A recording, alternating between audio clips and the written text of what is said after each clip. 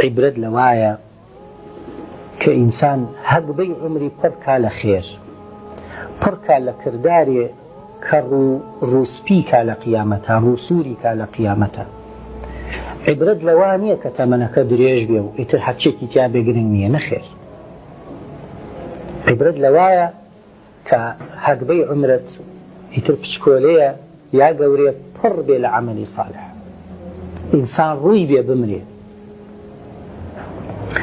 هەروەها بزانین خوای تەعالا زەمی ئەو کەسانە ئەکا کە دنیایان ئەوێ، زەمی ئەو کەسانە ئەکا کە جیهاد ناکەن، زەمی ئەو کەسانە ئەکا کە خێر و خێرات ناکەن، زەمی ئەو کەسانە ئەکا کە خۆڕاگر نین، زەمی ئەو کەسانە ئەکا کە ثەباتیان نییە، دەیان بەهامان هەیە هەمووی ئەکەوێتە پێش ژیان.